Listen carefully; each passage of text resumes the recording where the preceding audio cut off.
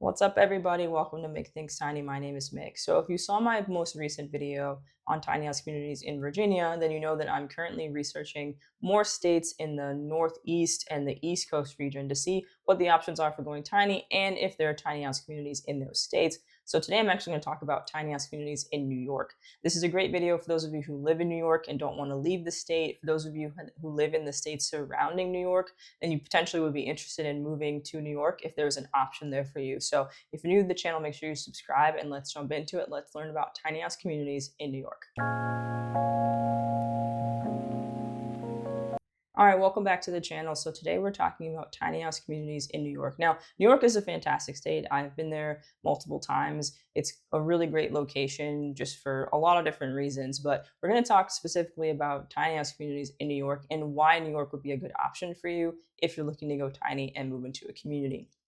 So there are obviously some of the more common reasons to move to New York. You have New York City, right? So you have Broadway plays, you have Central Park, you have sports teams, but New York is also really close to other states. So it's not too far of a drive to Pennsylvania, to Maryland, obviously New Jersey, and even Massachusetts because of the opportunities for transit systems and cheaper opportunities in terms of travel between different states on the East Coast. There's also museums, but there's also upstate New York, right? So you have the urban sort of center with New York City, but then you have upstate New York, which is very different than New York City. You have all four seasons as well too. The cost of living is not going to be too different. You're looking at 85K compared to 80K for nationally. So you're not going to experience huge savings in terms of living in the state, but maybe it won't be as extreme as some other places on the West Coast. The tiny house laws are pretty standard. They vary by county. It's 400 square feet or less, but they do allow tiny houses on wheels, which is great. You just have to comply with state building codes, and that's based on Buffalo, New York. So you just have to check different cities and counties to make sure that you comply with their codes. So tiny house communities, these four things I always put up because it's important to sort of drive home that the affordability piece is there, especially if you can find a community where the lot rent's under 800, under 750. So if you're looking at lot rents that are 550 to 650 and they're mostly all inclusive, that's really going to help you save money. The amenities in general will help you feel like you're in more of a community. Some of them have pools, they're more resort style with pickleball courts. The location, if you can find a tiny house community that's less than an hour outside of a major city or airport, that can be really convenient, especially if you have to travel for work or you still want to be able to travel and see family and friends. And then the last piece is security. I know for a lot of you, regardless of whether or not you're downsizing and you're sort of nearing retirement, or if you're younger, you want to feel like you're in a safe space. So the gated communities, that's important, and just the security in terms of the way that the community is set up. So those are some of the four reasons why I think tiny house communities are really beneficial. So today we're going to talk about three different tiny house community options in New York State. So the first up is tiny homes at Long Lake. So this is what their website looks like. This is a year-round park model community. So it's located in Long Lake, New York, which is about 70 miles from a Walmart. So you are going to be a little further out. Now, there are going to be options for you to get groceries and things like that. But if you're used to going to Walmart, that's kind of your go-to grocery store, you are going to be about a little over an hour away. So it is more secluded, but you are near a lake. It is an established community. They're tied to a builder, Upstate Tiny Homes. So it's their tiny house community. So you will have to buy one of their homes, but their homes are 100K, close to 100K or above. And the home price reserves your spot, but there's also an HOA that covers water, trash, sewer. You get your own fire pit, maintenance, that sort of thing. So depending on where you currently live now in New York or where you're interested in moving to in New York, this location could really suit you, especially if you want to be more secluded and further away from the city, but still be able to get to major things within an hour or so drive. Next up is Leafwell Farm. This is something I've kind of been paying attention to. I haven't really mentioned it. I don't think I've mentioned it at all yet on the channel, but this is what their website looks like. So Leafwell Farm is in Jeffersonville, New York. It's about 30 minutes from a Walmart. So it's going to be closer to, what you consider your standard sort of one-stop shop. But it's 2 hours from New York City, which is a huge plus, I think, because you can still get to the city, still get to the airport. If you want to spend a weekend or a week in the city, you can, but you're not sitting right next to the city, or you're not really close to it.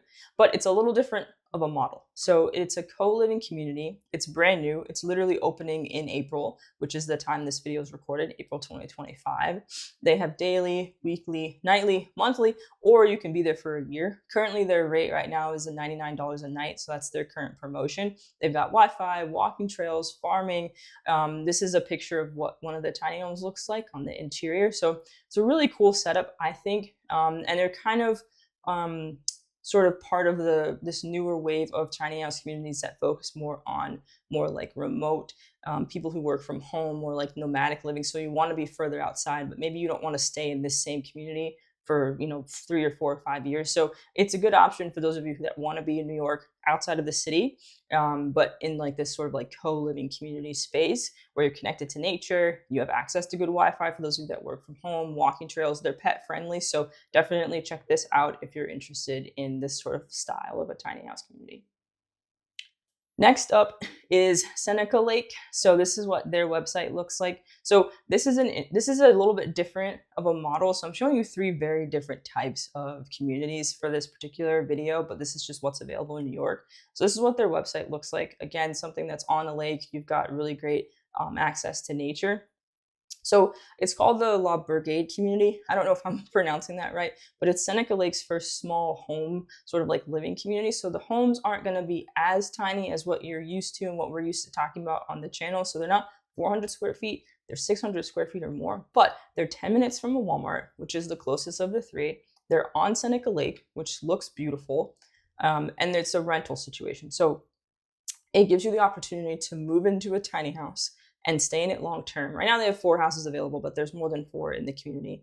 They range from $1,700 to $2,200 a month, which kind of sounds high, but it might be like on par for where the rental market is outside of New York City. I'm not really as familiar with it, but so this is what your option would look like if you wanted to be in the Seneca Lake area. And they're a little bit different in terms of the design and the aesthetic. I think they're going for something that's a little more European, but again, this is an option for you very close to a Walmart and you're on a lake. So in each one of these, it's offering something a little bit different. So every time we're, sort of like talking about this idea of going into a tiny house community, you are looking at very different options. You're looking at buying homes and renting land, or buying the home and buying the land, or renting the home. In this case, we're hitting 2 of those 3 because you have to buy the house, but you're renting the land for quite a few of them, or you're renting the home itself. But ultimately, like, of course, it's up to you. So you have to really decide what the best option is for you. So if you're looking in New York currently today, early 2025, your options are tiny homes at Long Lake, which is by Upstate Tiny Homes. You're looking at Leafwell Farm, which is more of a co-living community, sort of like on this new wave of models for tiny house communities. Or you're looking at La Bourgade, which is a little bit less traditional, bigger homes, but it's rentals only.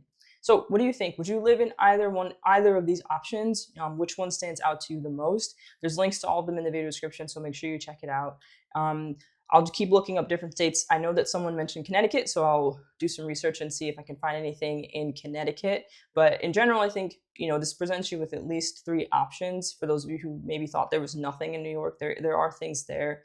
As always, it's just a matter of getting creative, until the industry grows to the point where you have a solid, formal tiny house community in every single state outside of these major metropolitan areas, maybe a little bit closer in for those of you that don't want to be an hour outside the city. This is kind of what we're working with. But yeah, let me know what you think. Drop comments. I love to hear from you guys. Let me know what other states you're interested in as well too. I'll keep looking them up. And as always, I appreciate you guys so much for watching. And don't forget to think tiny. I'll see you guys in the next one.